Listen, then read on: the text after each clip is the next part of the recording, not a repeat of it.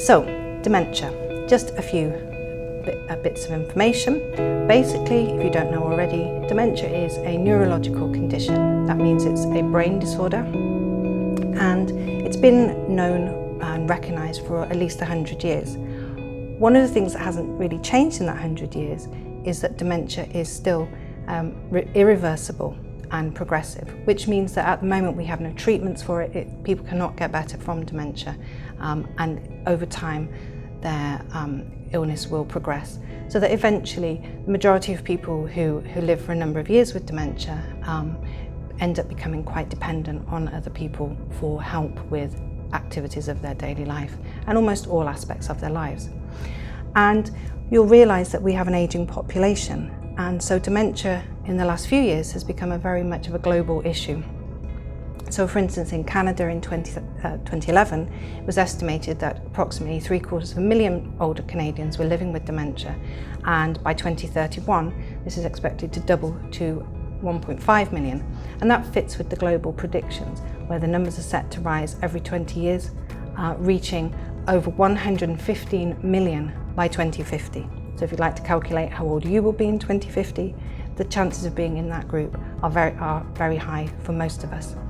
And one of the things we know about dementia, despite the 100+ years of research, is that we're still quite far from having effective treatments, any interventions that can really slow down the deterioration in the brain that occurs.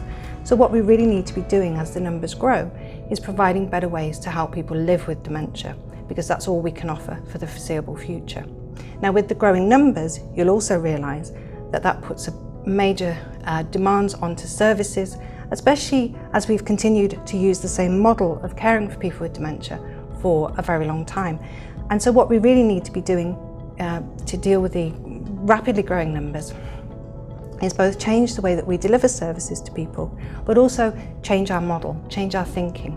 We need to be looking at dementia as a condition that people will have for the rest of their lives, and we need to give them the support and the input to help them live as well as possible for as long as possible, staving off the decline and the deterioration, staving off the need to rely on families and services to help people for as long as possible.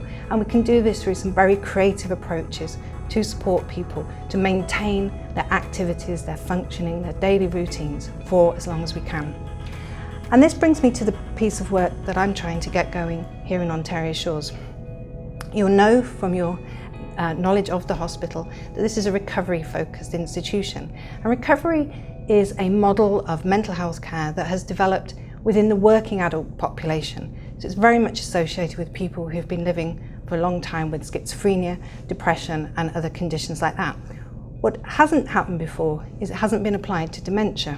But from my perspective, recovery is the absolutely ideal model for people living with dementia, because the central tenet of the recovery focus and the recovery approach is that it is to enable people to live as well as possible without limitations from their condition. And the one thing we know for sure about dementia is that people will have that condition until they die.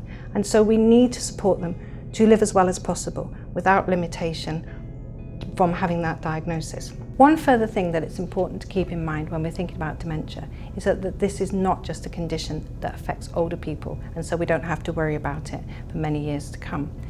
In fact, although age is the greatest risk factor for dementia and our risk does increase as we get older, dementia is no respecter of person and is well known for affecting people from their 30s and 40s onwards. In fact, the original case described by Alzheimer was of a lady in her 40s.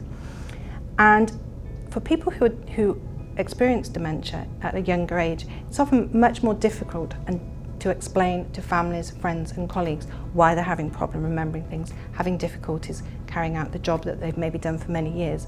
Whereas when people are older, we seem to accept it much more readily that you start to have memory problems and can't quite do things as you used to.